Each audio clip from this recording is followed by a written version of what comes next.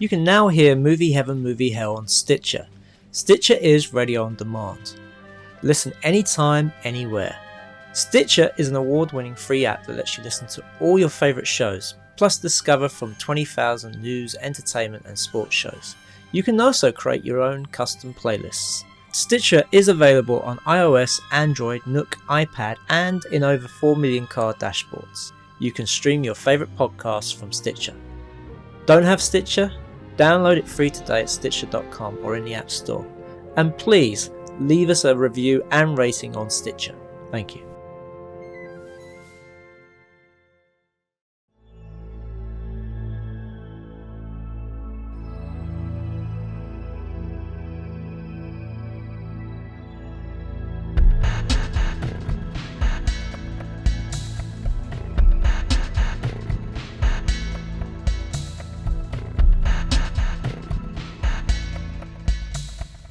Welcome to Movie Heaven, Movie Hell with me, Simon Aitken, and I'm Keith Eyles, and we are both independent filmmakers who enjoy discussing movies, television shows, and associated entertainment.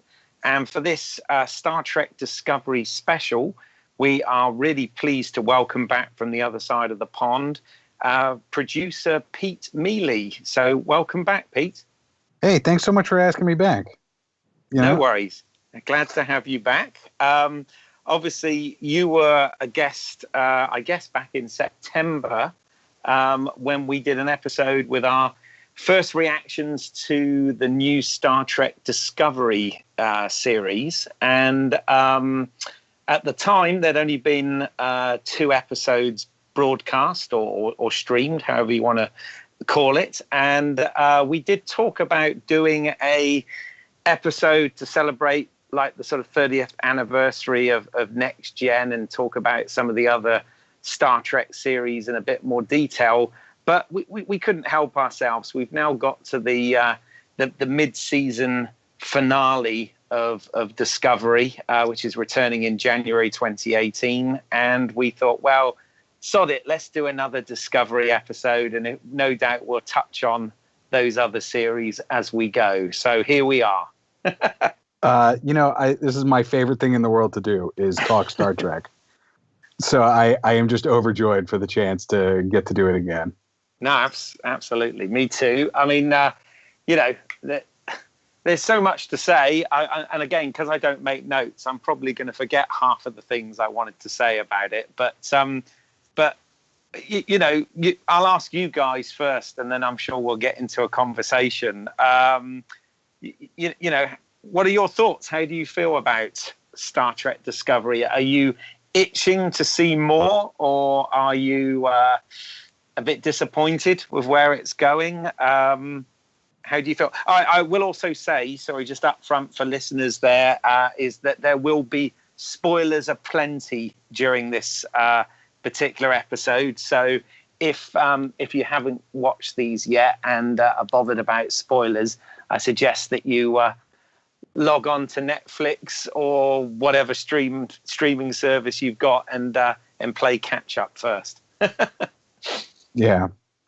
I'll start, and I'll say that I love it. I am really enjoying Star Trek Discovery. They're doing a lot of things right.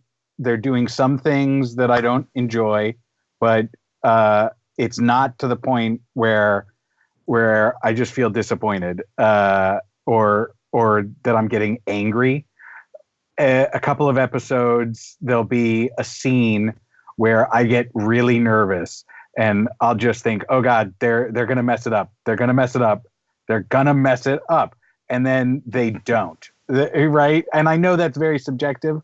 It's for me. Their Discovery is playing my kind of Star Trek for the most part. And I'm so happy to get to watch this and to get to be part of it. So that's in brief how I feel. And we can get into the parts that I don't like, although I feel like you guys are probably going to have noticed those as well. Simon, what about you? I must admit, I'm not really enjoying it that much, to tell the truth. Oh. Yeah. Okay. Yeah, it's... I don't know.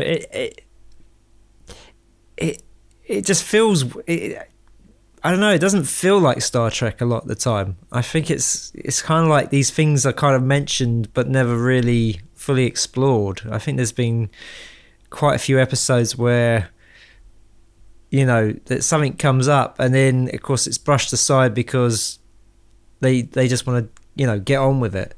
It seems very fast, as you know, the pace of it is very quick. So anything that's kind of set up is kind of resolved within like a couple of episodes down the line.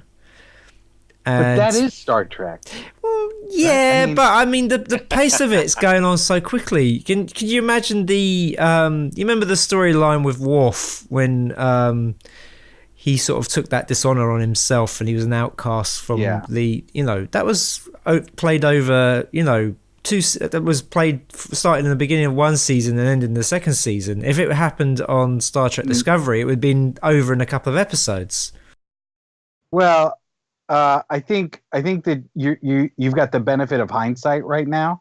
So I'm not sure exactly what you mean about things being, resolved or whatever, but I have seen things that I've just been like, oh, they've dropped that and moved on.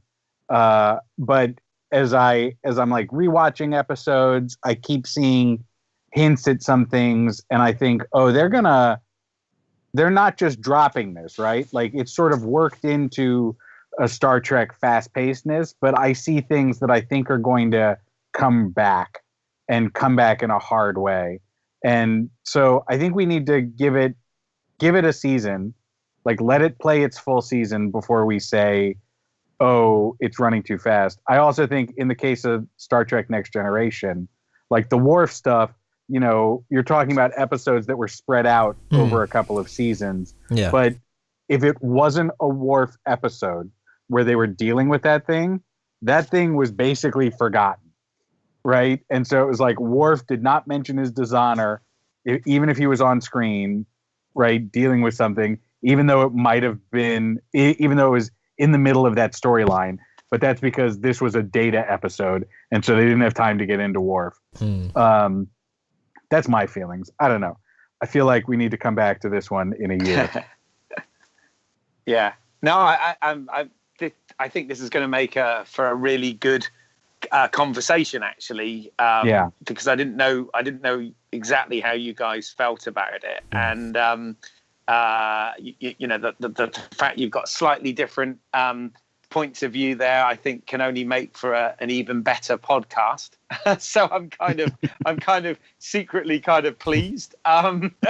So Keith, what is your views on it? Well, I've got to say, I love it. I've actually become a bit obsessed with it, to be honest.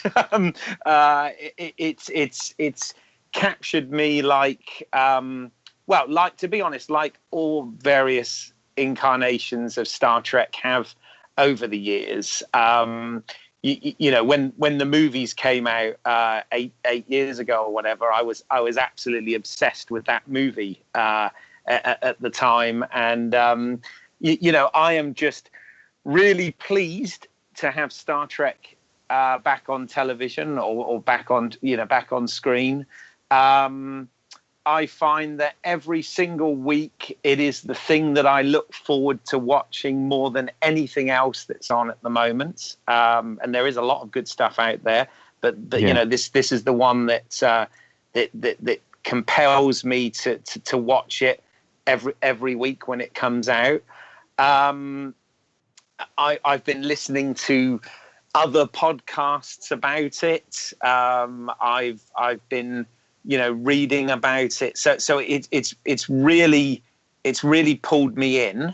I am not happy with everything about it. I have my questions, and it's interesting what you said, Simon, about not feeling like Star Trek. You're not the only person I've heard say that. Alex Brunning, who's our good friend, and he's done some of the Star Trek podcasts with us previously. I actually almost considered getting him involved in today's, but I thought it might be just too many people to talk about this in one go. but he feels like that as well. He's loving it, but there's a lot of things that are annoying him. And, he said in some respects it doesn't feel like Star Trek. I think with this, as you know, I've got my problems with some of the sort of timeline and continuity things, which I've managed to sort of get over and just get on and enjoy it. But with this, we are, because we're now watching stuff in 2017, television is very different. And because this is obviously a serialized season story arc, I noticed that the writers, I think, have been quite clever, and there's sort of things sprinkled throughout, and a few episodes go by and then we'll get the answer to something that was set up in previous episodes. And I think obviously that there's still a lot of surprises to come. When I listened back to our last podcast, one of the things I said I hoped to get from the show was I hoped to continue to be surprised by it. And on that front, I think it has absolutely delivered. I continue to be surprised by this. And, I'm really enjoying it. Although, the geek in me has problems with some things as well, which, again, I don't know whether are deliberate on behalf of the writers and the designers, or are things they're just plain ignoring. But I'm really enjoying the ride. Yeah. Can we get into some of the specifics? Like, Simon, I feel, can you tell me one thing you don't like? Well, I feel that, there's certain, factors that the Federation always sort of always follows, like the Prime Directive and stuff like that. And they have seemed to have been like mentioned but not really acted upon or have any action on the storylines. The whole thing with the creature that was running the spore drive. Yeah, the tardigrade. Yeah. Now, before we would have had a discussion about using this creature this way, or the fact that they were using it in such a sort of abysmal manner, but yet there's kind of like there's no discussion. It's like, we're doing this because we need to run the spore drive, which again isn't a device that's well in advance of anything we've seen in Star Trek previously, even though this is supposed to be in the past, before Kirk and Spock and McCoy. So it's this kind of reconning of the whole sort of aesthetic of the whole Star Trek. It sort of does. It's interesting how they've used it, but you just keep thinking, why is it now that none of these, every ship in the Federation has one of these? Or, as we learned at the end of the last episode, that they now know how to get through the Klingon cloak, which was something that even in Next Generation they didn't know. So are they setting Discovery up to be, forever lost in space? Or, it's... Yeah, because otherwise, why doesn't every ship in the Federation have this? Why is it they don't know how to get past the Klingon cloak? I totally agree. Yeah. That is the one thing that I keep coming back to as like, oh, this takes away enjoyment for me, is that they've said it in the past, and yet they're trying to put forward stuff that we know cannot make it to the future and preserve the storylines. Mm-hmm. So everything with the spore drive, I just go, like, we know it's going to fail. because it's not in any of the other Star Treks. This is not the story of how the Spore Drive came to be and how the Spore Drive revolutionized Starfleet. This is the story of how we tried the Spore Drive and it was a catastrophic failure. So that is one thing that I agree with. One thing I don't agree with exactly is that they are ignoring sort of the Prime Directive.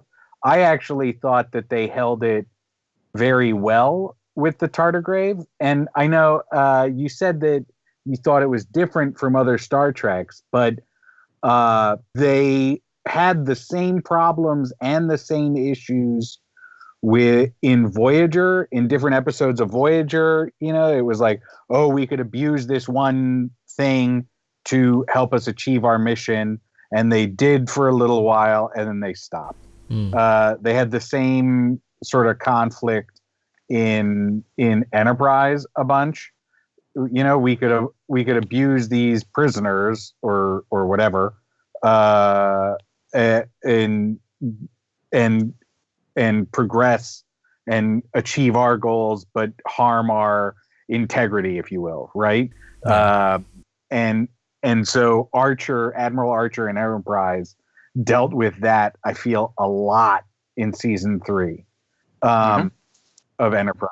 I think what you just said is quite correct, but the thing is, it's this character Michael Burnham is the one who's doing this stuff, and at the end of the day, she's not a captain. She's, you know, I think does she have a rank? No, she's been stripped of it. So she's just a specialist now. Yeah. So she's the one who's making all, you know, having all these problems and, you know, making these choices and doing this stuff.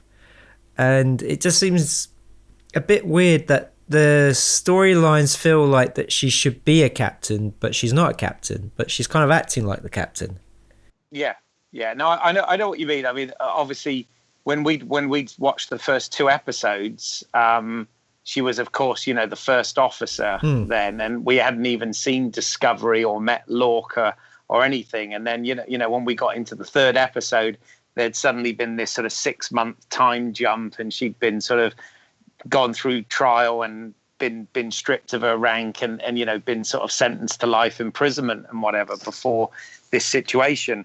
I mean, I think in terms of what you're both saying, and I think we're all in agreement on, at least, is this is the inherent problem with prequels in general, really. And you know, Enterprise had the same issue to an extent, is when you're going back and telling a story, you know, that predates what we've already seen, you know, you're going to have story continuity problems. You're going to have, obviously, visual and design continuity problems, with, you know, all of which this suffers from. You know, I know I always hearken back to this, but I mean, that's one of the things that I thought was so, if you like, genius with the Abrams reboot movie was the fact that creating the Kelvin timeline, they were kind of able to do a prequel story without that problem, because they could just effectively go anywhere. And you know, that was very clever to do a sort of in continuity reboot, as it were, was very clever with that. And obviously with this, you know, these guys have taken even more liberties than Enterprise did, you know, and still got a lot of flack for. So yeah, it's unusual, almost unfortunate that that they have set it so close to the original series. You know, I mean, even with Enterprise, that was more than 100 years prior. And you know, one often wishes that they went beyond, you know, the end of Voyager and the end of Nemesis, and then you know, things. You know, you wouldn't have those problems with uniform designs and you know, technology and all of those sort of things. However, I'm still enjoying this, and I'm not going to say them now, but towards the end of the podcast, I want to talk about a few theories that I know what out you're there saying. in the ether that might actually sort of explain some of this stuff. Because what is really weird, all right, as we know from a production standpoint, Brian Fuller left the show before it went into production. He left it during the development phase, and it got passed over to the new showrunners, and oh God, whose names I've completely blanked on who the showrunners are now. Oh yes, it's Akiva. Gretchen Burke and Akiva Goldsman, Heather Caden, Gretchen Berg, and Aaron Haberts, isn't it? Yeah, they're the sort of main ones. Who are some of those guys are big Star Trek original series fans, and I think even though there's a lot of things that sort of contradict things, there's also a lot of little Easter eggs that complement everything really well, it's the other thing I would say about this show in general is I think the show owes a huge debt to Battlestar Galactica.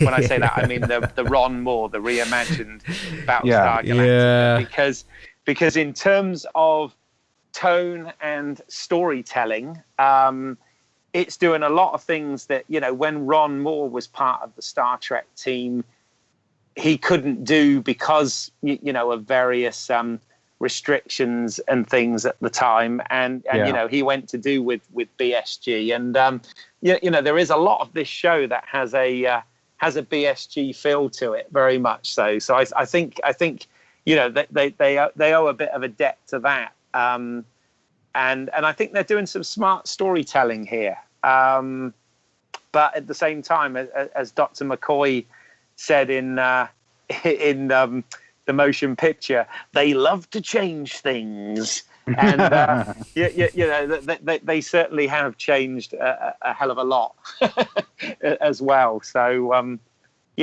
who knows? Yeah. So I mean, I was going to bring up that point about it being very much like Battlestar, and the weird thing, though, I just find the tone. It just weird. It's just so.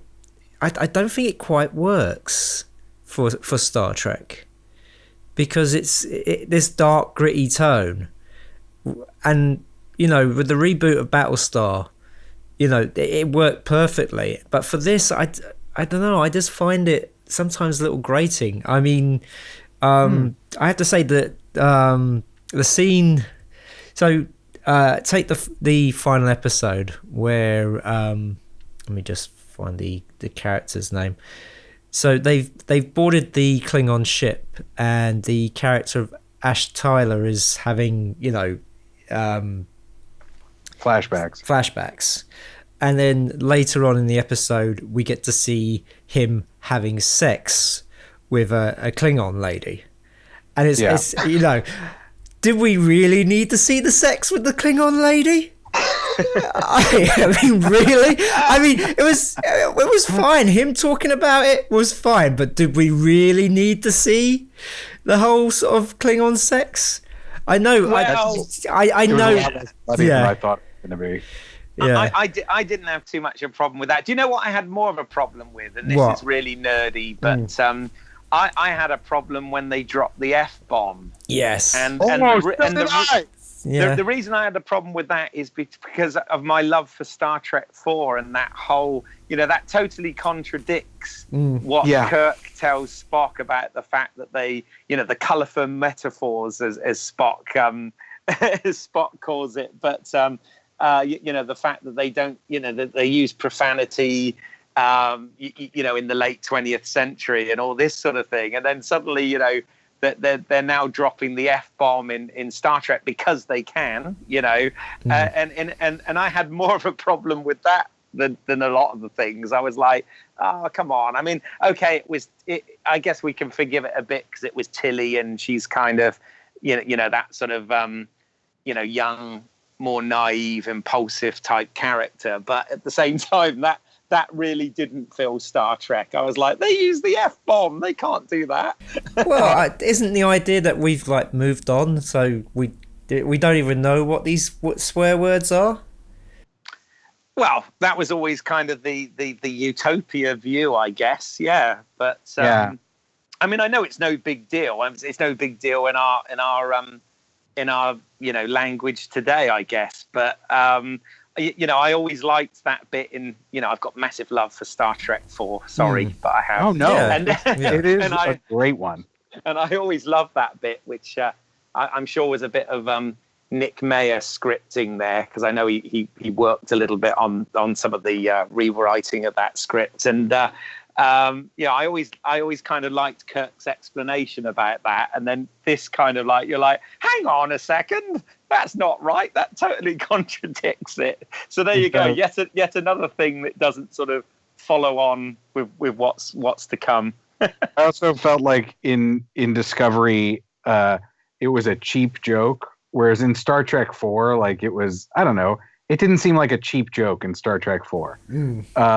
But in Discovery, it felt like a cheap joke, and I was like, I don't know that you needed that, right? Like, I think there would have been another way to make that joke, and to give the scene that levity that you were aiming for, without dropping a curse word and ignoring the what's it called? The canon of Star Trek. Yes.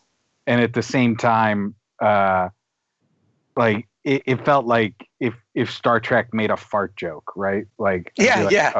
Oh, hey, like, I get it. They have there's a place for that, and there's a time for that, and I don't know that's here. Luckily, though, I think it hasn't gone full. Like it's only been that one time, right? That they've used a harsh language. Yeah. It hasn't quite turned into Beverly Hills Cop yet. No. Yeah. Yeah. But there was that one. But I mean, you're right. The whole sort of canon thing. Right. Well, again, right down to the sort of Delta badges that they have on their uniforms, which by the way, I kind of like the fact that we find out that they sort of double as dog tags as well. Which was sort of revealed when when the Klingon had the Philippa's. Oh, yeah. Captain Philippa's. Yes, that's it. Philippa's tags and or badge. But again, something Star Trek Enterprise did well. Even though a lot of people slagged that, but the mission patches didn't involve the Delta, or the Arrowhead, or whatever you want to call it, rocket, whatever it is, which was correct, because obviously in the original series that was supposed to be unique to the Enterprise, and all of the other ships were supposed to have their own logos, and it wasn't until you sort of got to the movies that it became the sort of overall Starfleet logo. And obviously they wrecked on that in the movies and in the reboots, but of course they've still done it here, and I get that, because that is what that's the emblem that everybody associates Star Trek with. So yeah, I get that. That's a hard one to get around, is that particular one, I think. So I was going to say, so what has been your favorite episode so far? There's been a lot of good ones. Let's see. Be easier to say what my least favorite was. I don't know. What was your least favorite? I don't know. I'm just thinking about that one now, because they're pretty good episodes, and again, they're all kind of relevant to one another, aren't they? So I really liked the tardigrade storyline. I thought those episodes were they did it very well, I thought. I know, Simon, you don't agree, but that felt super Trek to me, right? Very Trekky. I'm looking at the list of episode names, and I've got to be honest. Episode names is not my version of Star Trek geekery. You know, there's people who know what every episode is titled. Yeah, well, and particularly when the names are a sentence. Yeah, and I'm looking at these and I'm like, what happened in The Butcher's Knife cares not for the lamb's cry? I honestly couldn't tell you. Yeah, the titles of these are... Oh, Choose Your Pain. I thought that was a great episode where Lorca gets good. Yes, right? yes. And Lorca's in the prison. Although, now I guess I see your point, Simon, about that one wrapped up quickly. But then again, how many times did Captain Picard get captured and was returned within one episode? I can only think of one time when it lasted 2. And that was when he became a Borg. Yeah. And they escaped in a Klingon raider. And I was like, ooh, that's very Battlestar Galactica, I'm afraid. The raider. Is. Oh, you I know, yeah, I mean, that one, Choose Your Pain, was actually quite an enlightening episode for me. And the reason I say that, this is quite nerdy again, but when we talked about, I'd mentioned the fact that I didn't really, or I hoped they weren't going to bring too many of the original series characters into this, and they were just going to kind of get on with their own crew and whatever. And of course, you mentioned that you'd heard that Harry Mudd was coming into this. Well, I have to confess, I think I said before, there's a lot of Star Trek I've watched, and a lot of Star Trek I've watched repeatedly, but also there was a lot of Star Trek out there that I hadn't seen.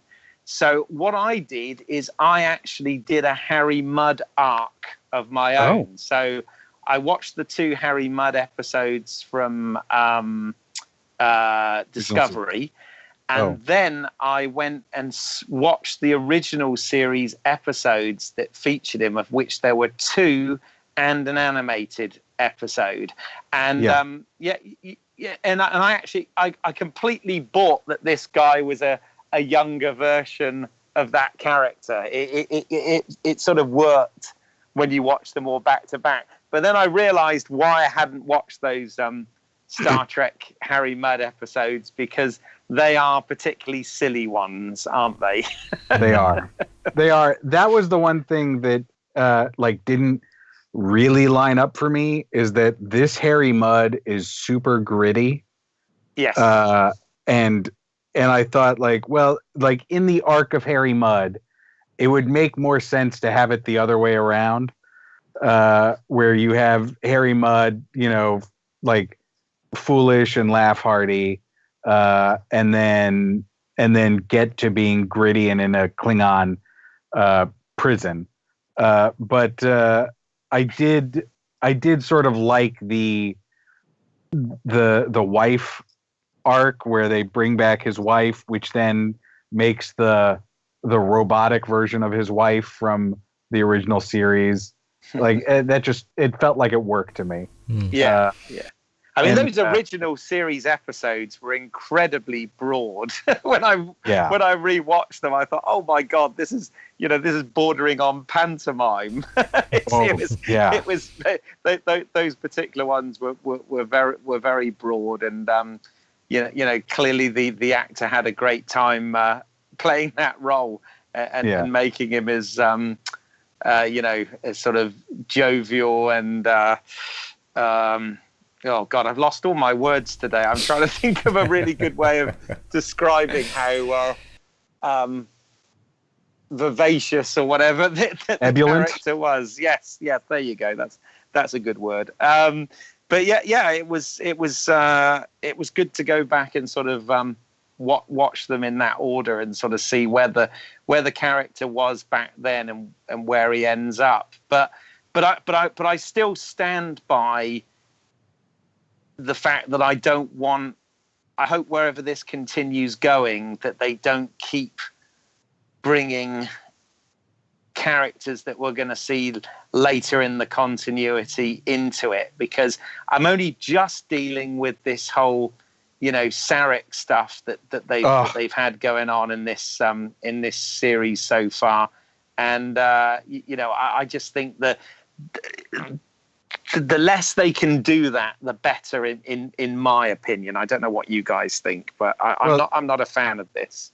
So that's the next episode after Choose Your Pain was Lethe, however you Lethe. Yeah. Right, which is the sleep river from Greek mythology, and that's the right. that's the Sarek episode. And that one I will say I did not enjoy too much, because again, with part of the prequel problem is that I have zero interest if you tell me, oh, Sarek might die, because I know he's not going to until a couple hundred years later. Yes. Yeah, he lives a very long life as it ends up. He lives a very long life. Yes. We've already seen his death in Star Trek. It is not a problem. But I think that's an interesting juxtaposition, because one thing I feel like Discovery is doing well is that I have no faith that major characters won't die, right? Like Michelle Yeoh died in, we already said spoilers, right? Michelle Yeoh dies, and you're like, oh, that's crazy. But then that's like the pilot thing, right? Where you bring in a big actor and then kill them off. But then in the third or fourth episode, the security chief dies. Yeah. Right? It was from Battlestar, by the way. Oh, was she? Yeah. Yes, yeah. Which I was like, I watched Battlestar years ago. I don't remember. But I was just like, oh, crap. Oh, like that surprised me so much. And then, I'll be honest, I thought the Admiral was dead when she was taken. I was just like, oh, crap, they killed the Admiral, too. So I feel like Discovery will kill people. I thought Michael Rappaport's character, is that right? Yeah.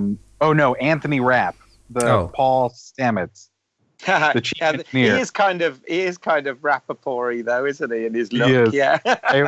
I always think he's. Or anyway, whatever. I thought he died. At a couple of points, and literally was just like, well, that like. Discovery is going to kill people.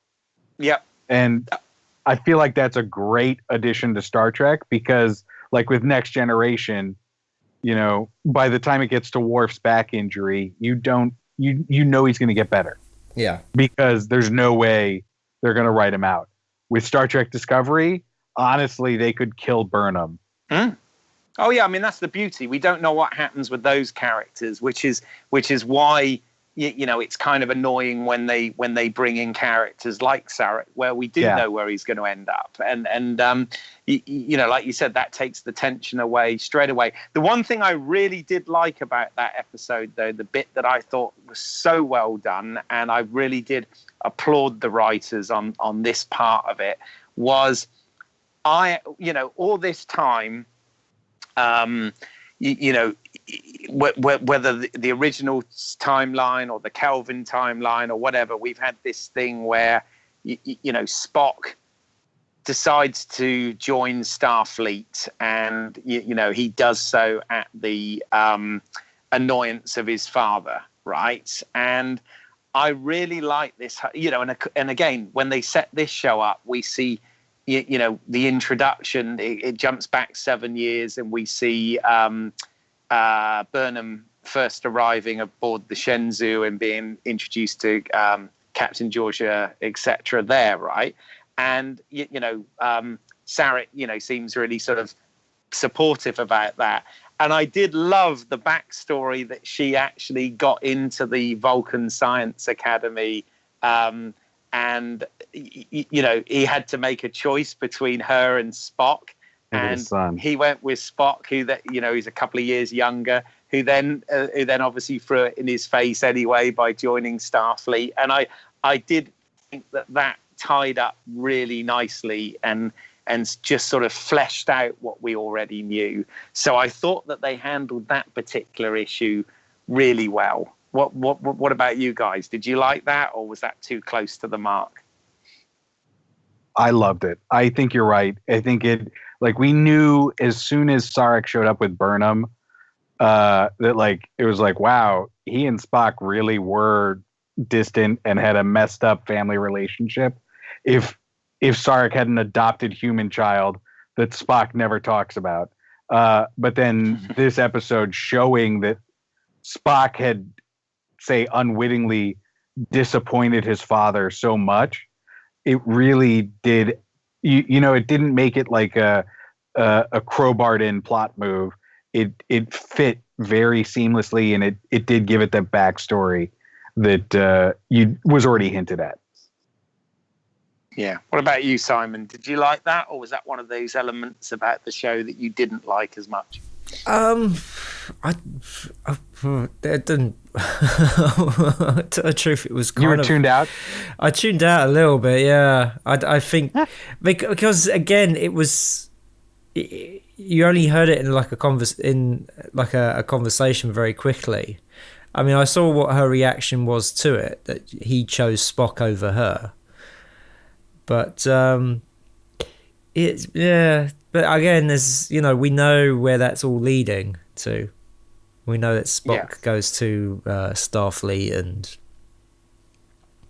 and so Sarek decided to take Burnham to Starfleet as well.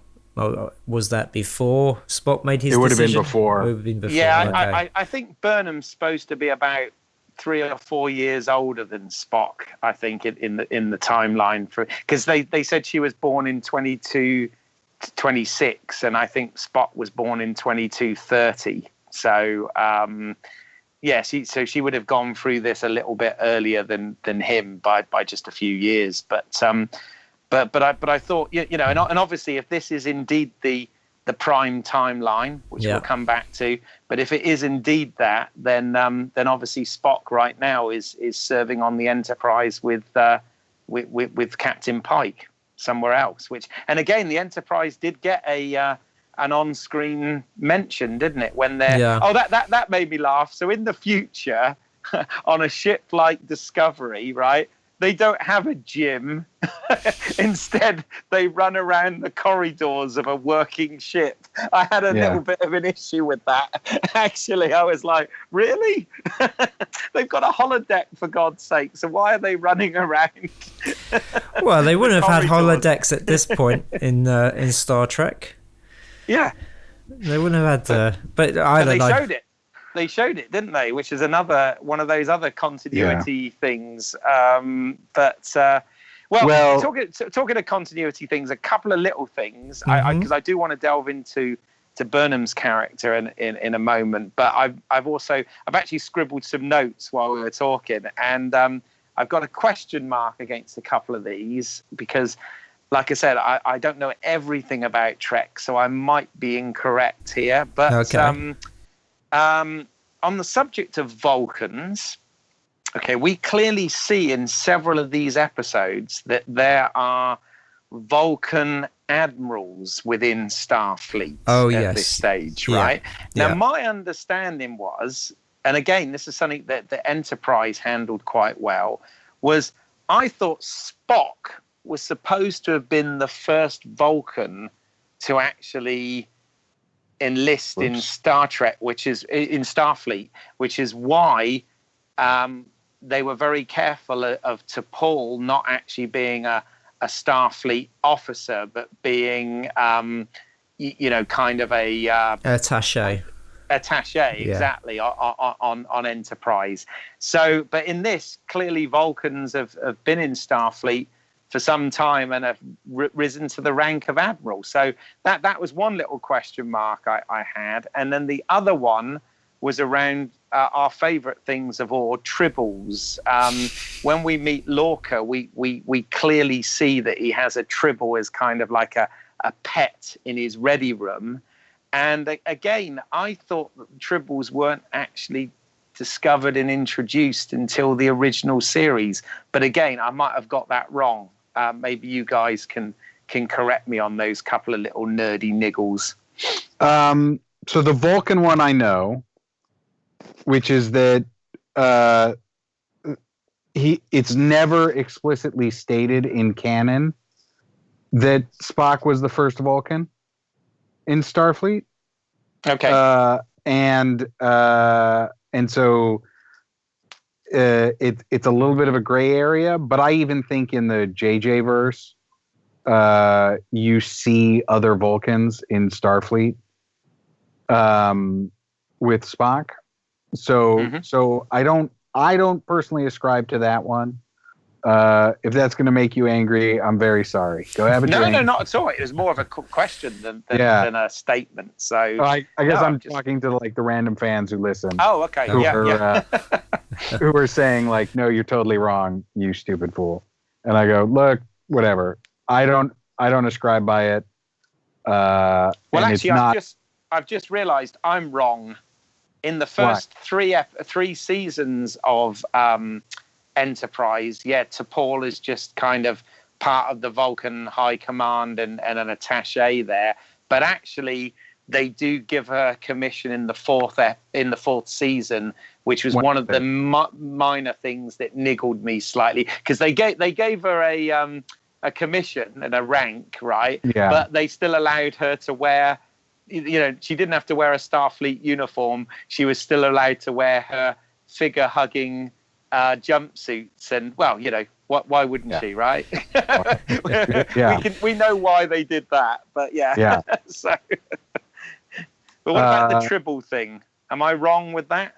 I don't know. Might be. I don't have a specific memory, but I feel like there are Tribbles in Enterprise.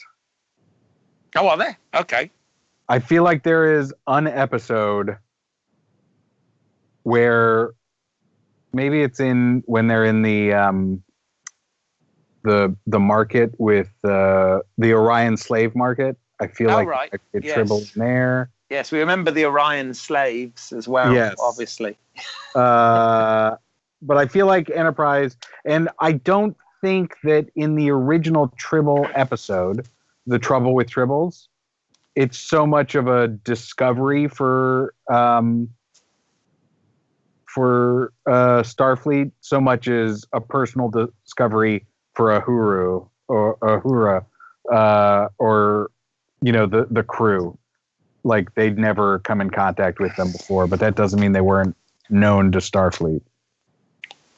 Fair enough. Yeah, it feels correct. I don't think it was like the first time that Starfleet had encountered them. But you caught that Tribble on Lorca's desk, right? Yeah. Yes. Yeah. Absolutely. It was. That was episode 3, right? Yeah. Yes. Which was a good one. Conscience is for Kings, I think that episode was, and obviously this is where we've had the sort of 6-month jump, and Burnham is on her way to what she thinks is going to be prison, and then of course Discovery turns up and changes all of that. Yeah. So what do you guys think of Tilly, her roommate? I like her. Yeah, she's all right. Yeah. I think she's quite a fun character. I mean, it seems that every US TV show nowadays has to have a character who's slightly socially awkward in there somewhere. Yeah. But I think the actress does a great job with it, and I think the character is an enjoyable. She provides a little bit of the comic relief on the show, which is, as we've said, a fairly dark show most of the time. So I think she works well. Are you guys getting Seth MacFarlane's show Orville? No.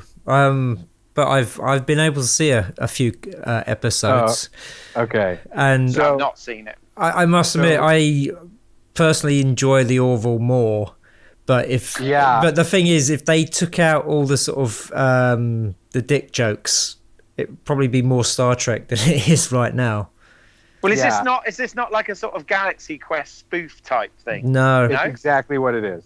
Well, it's not. It's not actors pretending to be characters and then a race being coming along. It's not like that kind of thing. But it is. It's sort of you can imagine it if it was Star Trek and it was one of these sort of smaller ships that you see sometimes in episodes, and the captain was kind of like, he got promoted because they needed to fill space and stuff like that, and but I mean it's quite enjoyable. It's kind of like old school Next Generation. But it's a comedy, right? I'm assuming it's a comedy show. It's like sort of a pastiche, a sort of spoof of Star Trek. In some sense, yeah. I mean, it's I don't think the comedy quite works sometimes, but the funny thing is, though, the storylines and the characters in it are very Star Trek. They are. The one thing that I enjoy is that they have these classic send-ups of Star Trek moments. So they have a whole episode where the captain and the first officer are fighting, and every time they get into a turbo lift, there's just a random crew member there, the same one each time, who keeps going like, "Hey, imagine us meeting like this again," right? Or like, and he's like, "Oh man, don't you wish there was music in these things? We should get music in here, right?" Or the one that really made me laugh was they did a scene where the captain and the first officer are having an in-depth conversation, a heated conversation in the captain's office. And then somebody comes by on the outside of the ship washing the window in a spacesuit. Love. What wonderful stuff, that Romulan L. Yeah. I mean, is there a reason you brought this up? I did. I brought it up because I've been thinking a lot about it because of the juxtaposition of is Orville more Star Trek or is Discovery more Star Trek? Because in my weeks, I get to watch one episode of Discovery and one episode of Orville. And I will be honest, at times I get confused which one I'm watching. And so I'm like waiting for a character to come in. And Tilly does remind me more of an Orville character. Interesting. Yeah. Okay. Than a Discovery character. And so every so often I'm watching Orville and I'm like, well, wait, where's Tilly gonna come in? And then I remember, oh no. Also, what didn't help was that there were karaoke scenes in both. Yes. Yeah. Well, yeah, I mean, there's an episode that sort of harkened back to the feel of a lot of Star Trek was the episode where they're in the time loop. Yes, and that one was my favorite episode.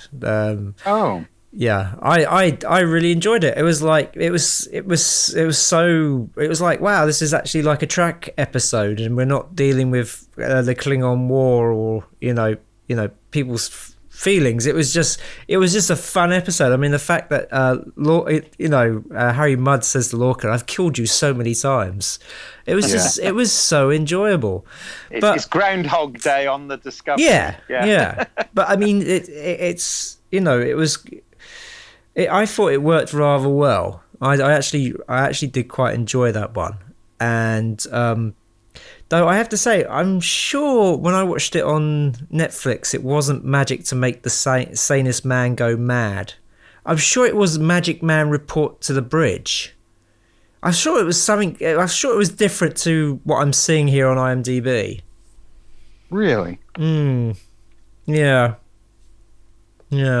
Okay. I mean, that episode I thought was an enjoyable episode. I did sort of think to myself, boy, that half an hour. When they got to the sort of setup at the end where they set Harry Mudd up, but obviously by that point the captain was in on it, and I thought to myself, my God, how did Stamets manage to orchestrate all of that in 30 minutes when he had a hell of a time trying to convince Berman in the first place that was the scenario. So I did think it's and I know we're talking about Star Trek and science fiction here, but I did sort of think it stretched the bounds of possibility slightly, even within the conceit of the show, if you like. But I forgave that because it was a lot of fun. It was a fun ride, and that was a lighter episode than we'd certainly had some pretty dark ones leading up to that. So I think it was the bit of levity that was needed at that point of the season. But that actually leads me on to something I want to talk about the character of Michael Burnham, actually, with you guys. I've got a lot of connection and feelings for Berman as a character. I think Sonequa Martin Green is playing her so well. She's lovely too, by the way. But I actually really like this character, and I'm really gelling. You know, this is a good lead for the show. It's a good person to be with through this story, and you know, I really feel the pain of her character's sort of guilt with what happened at the Battle of the Binary Stars, and feel that she's carrying that, which you know, I can't fault at all. My one, and this is really, really nitpicky, so I apologize in advance. My one thing with the way they've written the Burnham character that niggles me slightly is, and this is the problem I had with Data in The Next Generation. All right, so hear me out here. I'll explain what I mean, right? Okay. In The Next Generation, when we're introduced to Data, right, I'm not an absolute aficionado, but somewhere in Trek lore, it's mentioned that Data actually served in Starfleet for some years before the events of Encounter at Farpoint. I think he may have been a Starfleet honorary officer for 20 years or something like that, but some time anyway.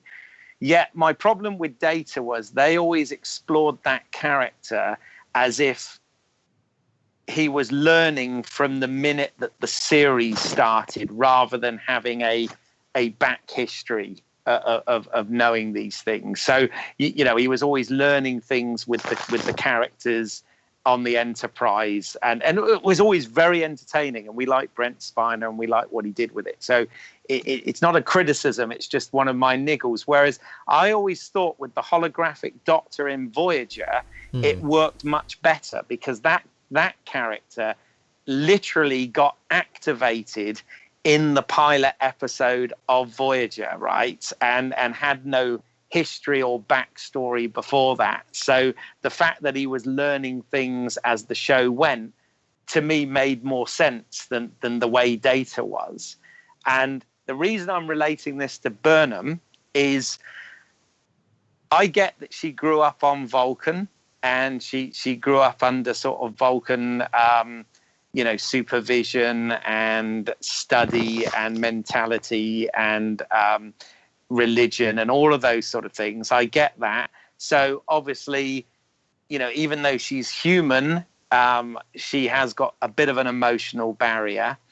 And we're obviously dealing with this thing which is lovely on one hand, and the fact that this, you know, character has never been in love before. And, you know, she tells Stamets that in one of the multiple resets of that time loop. And obviously she's now beginning to get close and get feelings for Tyler and whatever.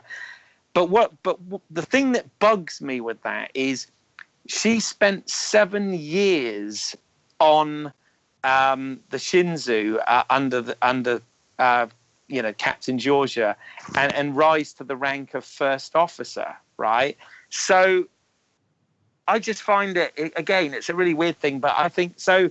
In that time, she never, you know, she never mixed with humans and sort of had that interaction and whatever. I just sort of find that a bit of a weird thing. And I know I'm probably reading way too much into it, but do you see what I mean? And it's very much a nitpick. Yeah, I see your point there on that. I do agree with your Data one, although for some reason, I never thought of that. And I can't really explain that one away. The only thing that I can think of for Burnham is that she was so set in her ways, and we get the impression that Captain Giorgio let her do her own thing and sort of protected her and took care of her based on how Sarek handed her off. That now what we're seeing is what happens when Giorgio's dead, and Burnham has to leave this safe space. Mm-hmm. Yeah, that makes sense. Yeah, that makes sense. I mean, also the fact that what happened to her at the Binary Star and being court-martialed and everything is, probably changed her perspective on things as well. Because back when she was on the other ship, that she was very career driven. That she wanted to become captain at some point, and so when you are career driven like that, probably there wasn't any room for romantic feelings. Yeah, no, I accept that, and like I said, I've not got it's a nitpick more than anything. I actually think what they're doing with the character, what the actress is doing with the character, and everything is really good, and I think she's an incredibly strong lead for this show, and I really like what they're doing with all of that. So yeah, it was just something I thought I'd bring up along with my sort of little data and holographic doctor theories. but no, that's cool. But what about I mean, as far as the rest of the characters are concerned, is there anybody in that's particularly stand out to you guys? I guess one thing I have noticed is that I'm waiting for some of the characters to develop more, and this is something that can take a season or two. But I feel like Lorca is not fully fleshed out, right? He still seems a little two-dimensional, and I'm waiting for his character to click with me. But I feel like that is also indicative of or similar to how Picard was in season 1, right? I think Patrick Stewart, was still trying to figure it out, and it didn't click fully for the first season. I'm still waiting to see how Jason Isaacs does it. I think Jason Isaacs, I get the feeling that he's still trying to feel it out. Same for Saru. I feel like having a species that is sole purpose is to sense danger is sort of a weird trope, and they've used it a couple of times interestingly, a couple of times not so interestingly, and I'm waiting to see what happens there, because I feel like that's a one-sided character and it needs more. Yeah, I mean, I wasn't a particularly fan of was it C Vis Pacem Parabellum? Oh yeah. That was probably my if I had to name the weakest episode of the season, for me was probably that one, actually. Yes, but we learned more about him. We learned that he can actually run 80 kilometers per hour and crush communicators in the palm of his hand. I was like, wow, who the hell is this guy scared of? Yeah, exactly. Yeah. I have to say, when you see him run, it did look funny. It did look silly. I mean, they didn't need that wide shot of him coming around the cliff edge. He could have just got there. It's like, oh yeah, I got it. He can run really fast. I don't really need to see it because it just looks really goofy. Yeah, those hoof boots. Yeah, running with his hoofs. Yeah. But I think though that Doug Jones is doing an absolutely fantastic job though with that character. It definitely needs fleshing out some more, but I think performance wise, he's great, and I think Lorca is a really intriguing character. There's a lot going on there, and like you said, there's a lot we haven't been made privy to yet, I'm sure. But I think there's a lot more stuff going on. So one of the things I do like as well is obviously with Stamets and the Doctor being a same-sex couple on this show, they haven't made it a thing. And I think that's the whole point of Star Trek. And I like the fact that they haven't made it a thing. It's just there, and so what? We accept it, right? So I think they've handled that quite well. Yeah. I think they did sort of reveal it in a way where they're like, oh, it's not a thing, but look what we're doing, right? Maybe. They're brushing their teeth together. You know what that means. Yeah, but then again, though, but you soon forget that what's your thoughts on what happens after that? Because that's something that they've put in there and they haven't explained yet. That actually made my blood curdle a little bit. What did you think about that? With the mirror image. Oh yeah. Well, I'm waiting to see. Like, I guess, like, we knew that injecting the tardigrade DNA was gonna have some odd side effect, right? Or crazy side effect, and so that's it's Chekhov's nail, right? They're whatever you call it. Yeah, Chekhov's gun. I Loaded. mean, oh boy, the Into the Forest I Go episode. So when he says, "Oh, I'm only going to do one more jump," come on, did we all? I think everybody in the audience just slapped their head and went, "Oh well, here it goes. It's going to go wrong now." Yeah. They could have. They just sort of massive. They could have had a banner or flags flying, go bing, bing, bing, bing. I thought that was you must really. Be pleased, Simon. You must be pleased if they end up in your Deep Space Nine mirror universe. You'll be really happy, right? My God. Well, no. It's gonna ruin. No, it's gonna. It won't be this. It won't be the same. It'll be some sort of dark space. It's. I don't know. I don't know what they're gonna do. I mean, I can see the next episode being, a fact that they're gonna have to try and figure a way to get out of that area, and probably by the end of the episode they will. Well, I must admit, one of the things I've done with this show is I've done something dead opposite to what I normally do. Like, obviously, next month we got Star Wars: The Last Jedi coming out, right? Yeah. And I have purposely avoided everything. I've not read anything about it. I've not watched anything. I have done everything I can to avoid it, because I usually like to go in as a complete blank slate and just enjoy, right? Yeah. However, one of the things I've done with Discovery, which is obviously a different experience, watching an episode every week, is I have actually, like I said, listened to a few podcasts, read a few bits and pieces about it. And you see, one of the things that's caused a lot of fan speculation is because Jonathan Frakes is directing the next episode, the one that comes back in 2018. Right. And obviously he's, of course, a Star Trek alumni, not just as an actor, but as a director. Yeah.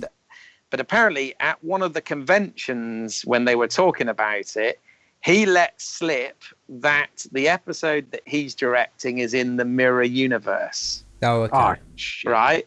Now, which I knew Pete would be, damn, the mirror universe.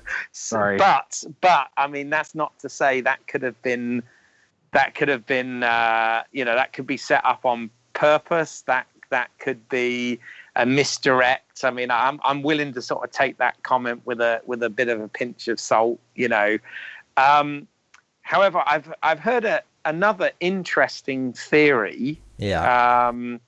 And I can't take credit for this one. This is one I've heard elsewhere. But somebody said on another Star Trek podcast, and there are many out there, folks, but they were talking about the the things we've been talking about, the inconsistencies, partly being down to, we're talking, properties made more than 50 years apart from one another. So of course, even though this is supposed to take place at the same time as The Cage, it's not going to look like The Cage does.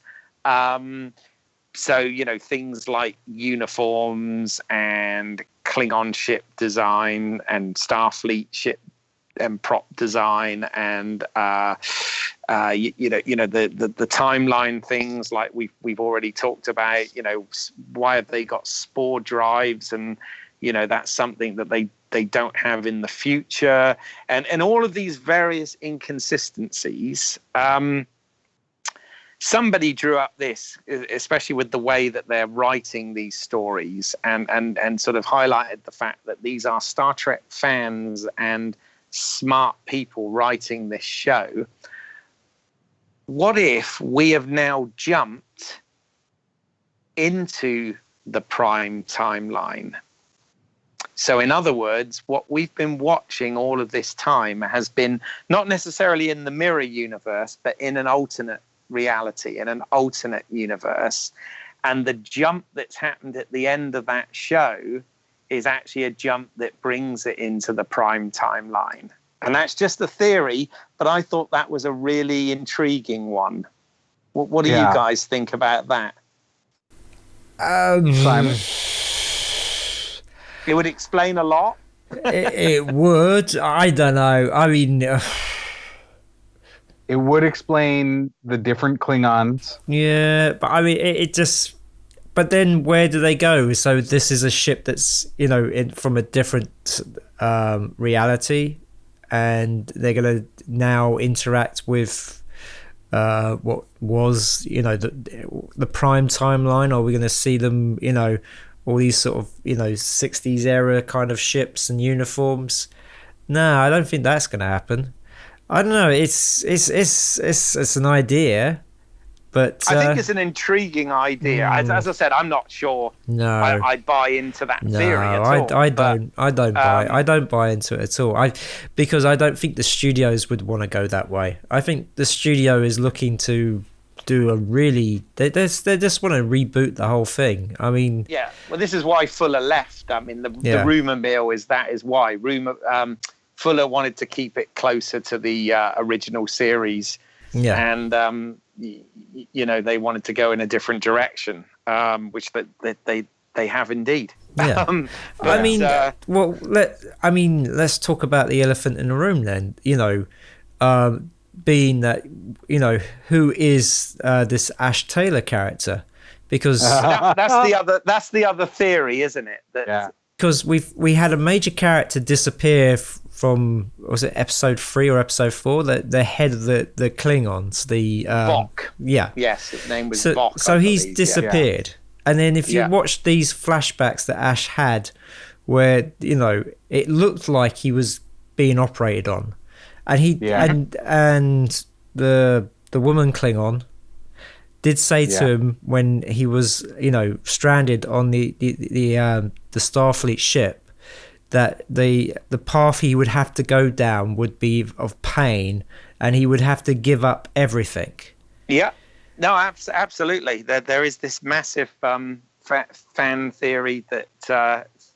Tyler is in fact, well, it's back to the sort of Battlestar Galactica thing that he's become like the boomer. He's going to be, possibly a sleeper agent who might not even realize who he is, or he could be just a Klingon with altered appearance, which kind of then feeds into that whole Klingon appearance thing again, doesn't it? Possibly, but I mean, obviously, what I feel about that character, because they have set it up that he's doing all this so that he can lead the Klingon Empire, and of course, ultimately, what happens in Star Trek is that there is a truce between the Klingons and Starfleet. There's a neutral zone, so obviously, him becoming a human, makes him be able to sort of deal with the humans a bit better, but still being a Klingon. So, that needs to kind of happen, and that's what they've been setting up. And so for it to be now in a different alternative universe, I mean, everything they just set up was for nothing. I don't know, but I mean, this is the question. Have they been setting that up, or are we reading into that, knowing about these particular fan theories? Yeah, because I don't know. I mean, it does feel like it sometimes. As a storyteller, we know, when we know we kind of know the mechanics of doing this stuff. So you set something up that ultimately there has to be a payoff. You don't set this thing up and not have it. I mean, I think this was one of the disappointing things for me, was that when she told him that character, that was what's going to happen. I thought we were going to, as well as seeing Discovery, we were going to see that character go on a journey that it would become, the head of the Klingon Empire or whatever. But then suddenly he just disappears, and we never see him again. And now, what's happened, what came to light in this episode, clearly this is, he has some connection to that. Because I mean, I would say otherwise it's a waste of a main character. I would say that there's something going on, but I think it's still fairly ambiguous. If for those who are not already sort of privy to that particular theory, I don't know. I mean, is it that obvious? I'm not sure. Well, I mean, the flashbacks sort of, showed it was a bit more than, what he had said it was. I mean, they keep saying all along, how did you manage to survive in a Klingon prison for however long it was, 7 months or whatever it was at that point? Yeah. So they have hearkened to that a number of times.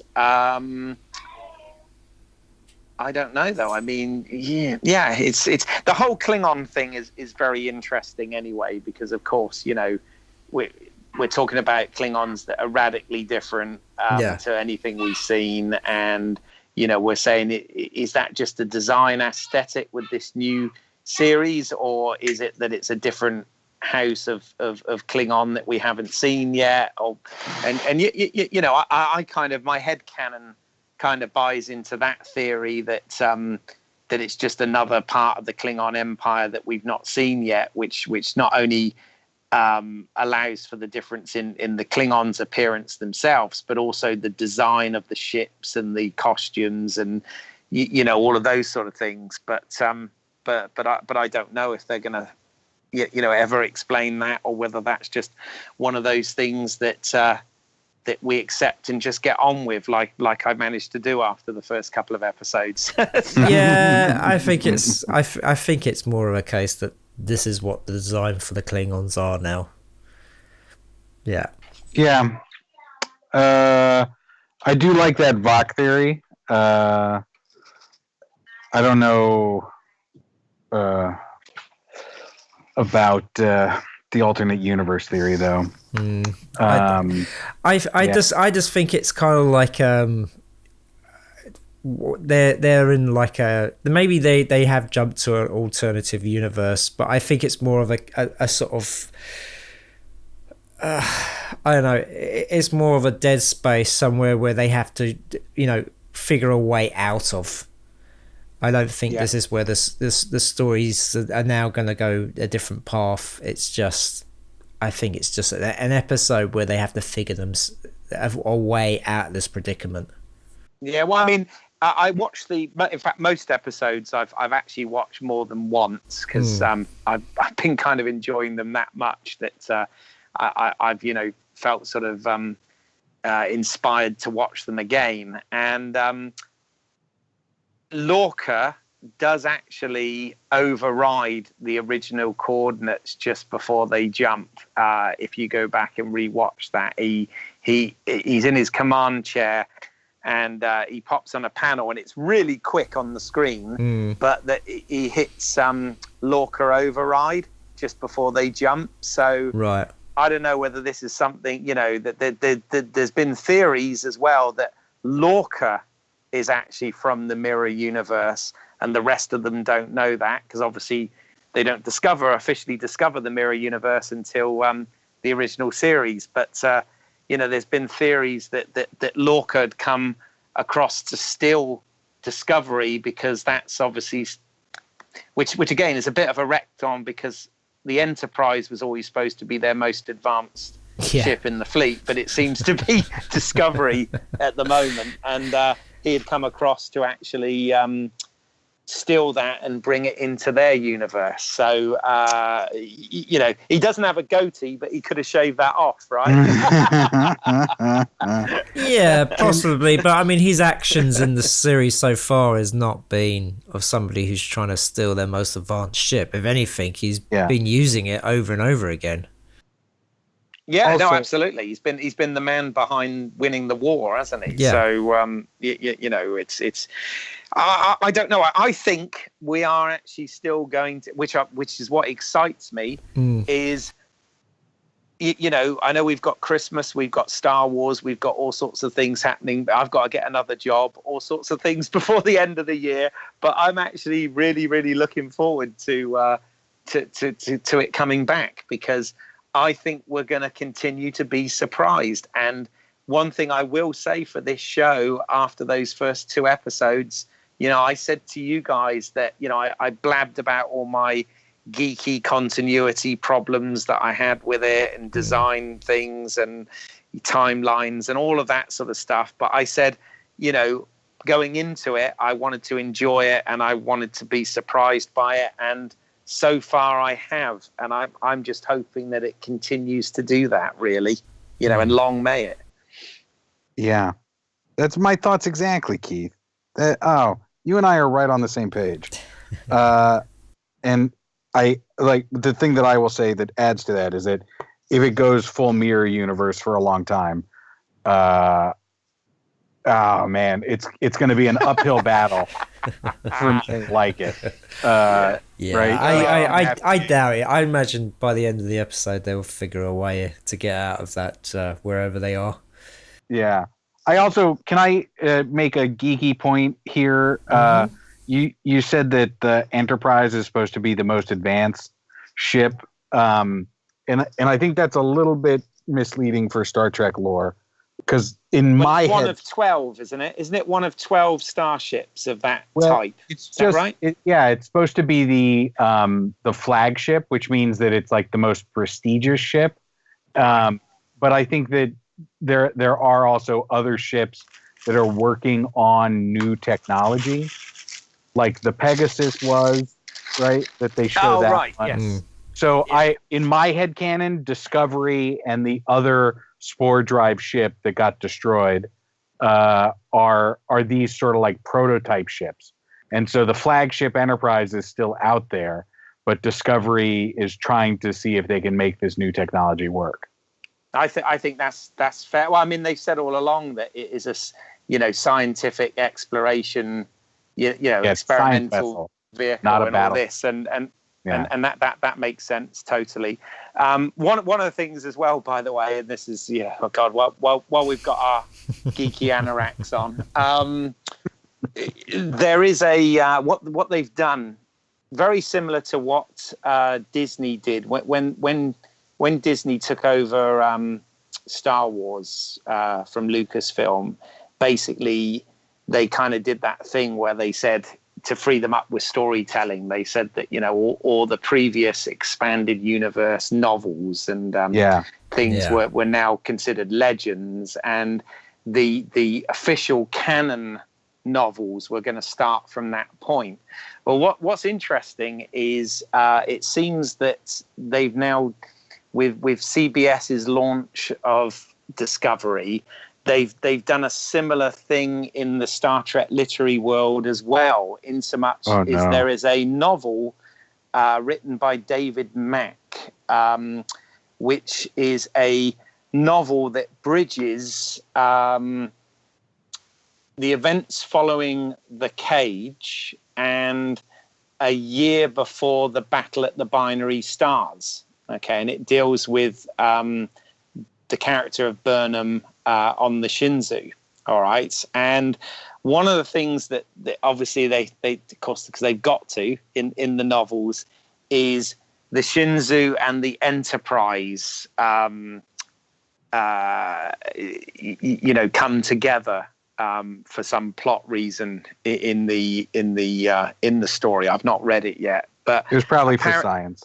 Yeah, but apparently one of the things that's noted, again, it's totally a sort of fans answer way of trying to get round it. But Mac has a paragraph in there about the uniforms, and it says that Starfleet had been wearing the blue jumpsuit uniforms for quite some time, and on the new Constitution class vessels, they were experimenting with a new, more casual type of uniform consisting of a jersey and trousers. So they say that, but they also say Spock has some amusement at the fact that some of the crew members mention about the different design of the bridge of the Enterprise, and he doesn't understand why humans are always so interested in different design aesthetics and all this. So they've put a couple of things in there. Obviously, he's probably worded it a lot better than I just have, because I'm not quoting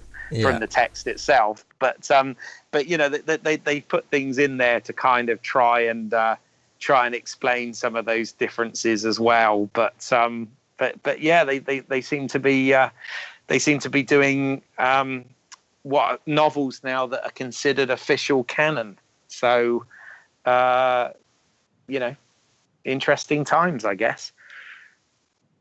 By the way, something else I bought as well while we're on the subject, and I'll give a plug for this.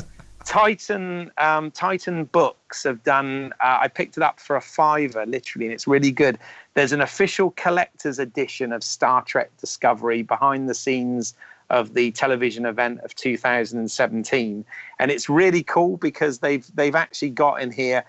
I like things like they've got real close-ups of the designs of the phasers and the communicators and the uniforms and the ship and all of that sort of stuff. And they also have a sort of a Star Trek timeline in here that covers from Enterprise right the way through to Nemesis, and they've got sort of interviews with the cast and crew and some really, really nice photographs and that sort of thing. So yes, I've become part of the of the marketing plan and actually bought into this stuff. But I thought for $5 it was a really nice little collector's edition to have. So that's out there, and I'm not being paid to promote it either. Doesn't release in the US until next week. My God, you mean we actually got something before the Americans? How the hell did that happen? The Star Trek Discovery official collector's edition, behind the scenes of the TV event of 2017, right? That's what you said? Yeah, and it's got exclusive photos and concept art? That's right, and it's got a picture of Burnham's profile looking out to space on the front cover. Oh, at least the UK one does. No, the US one that I can find has the Discovery ship going through a circle. Oh wow! And it costs a little bit more than $5. Maybe they're doing, because they do that over here. Maybe they're doing a hard cover and a soft cover version. Mine's just a paperback cover. It's not it's not a proper binded book or anything. But yeah, it's pretty good. Anyway, sorry, I say off topic. I'm still way more interested in this now than I should be. Hey, if you see another one of those, could you pick one up and send it to me? Because I don't think I could get it. Oh, seriously? Okay, yeah. Well, we'll offline we'll exchange addresses and stuff. But I'll send you. We'll see if Santa can come early. Yeah. So, but anyway, sorry, I completely went off on a tangent there. Yeah. But yeah. In conclusion, then, how are we feeling about so far? Then, Peter, I love it. I do. And I have great hopes for it. I will say that every time I have gotten nervous that it's going to go off the rails, it comes back in spectacular fashion. So it's giving me this emotional journey. And I am on board. I am on board to see where this goes. And I have great hopes for a 7-series run. Wow. Okay. Fair enough. Yeah, I too love it. It does drive me crazy sometimes because it really messes with my head canon on Star Trek. But,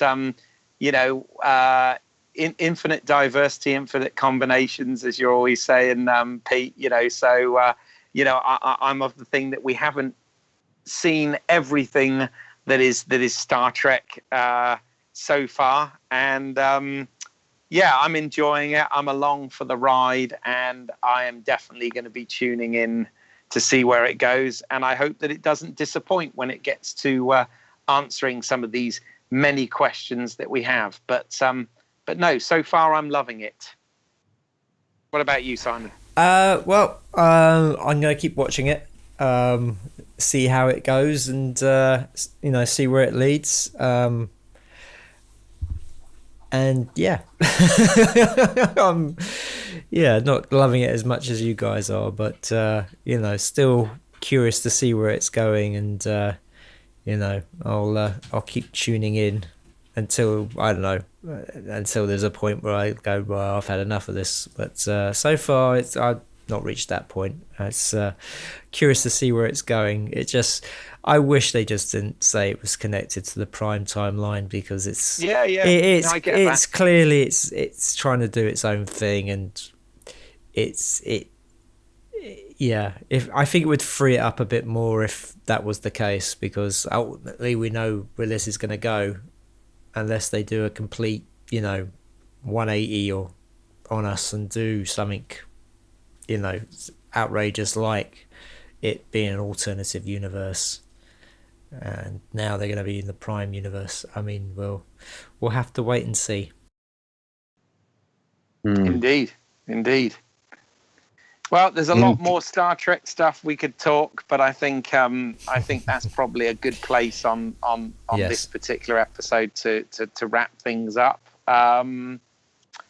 So, Pete, as we always do, where can people find your work or get in touch with you if they so desire?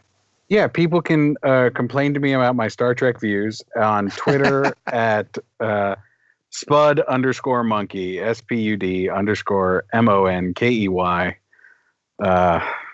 Yeah, don't ask. That's just where I am. Fair enough. Yeah. And Keith, where can people find your work?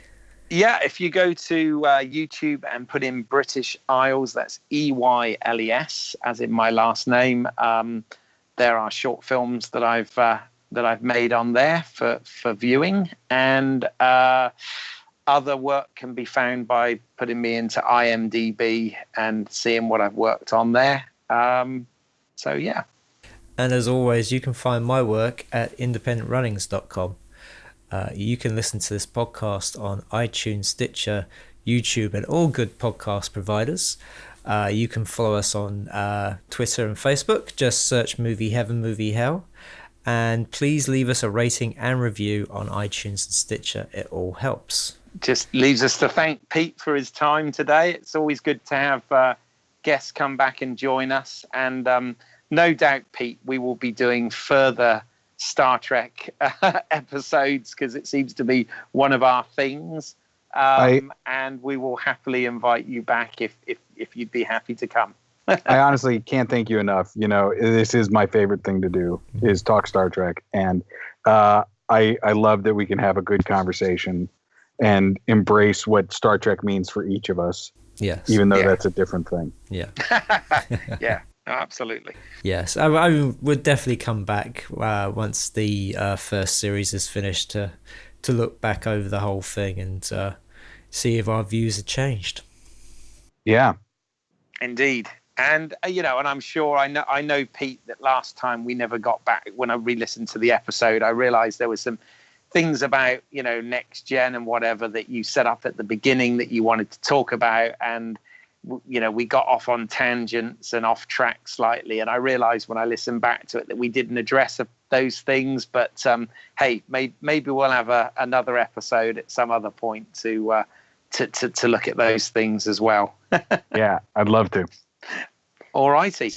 Excellent. And of course, thank you, you, the listener, for joining us. And, if you're still there. I'm sure they are. And please join us for the next episode of Movie Heaven, Movie Hell.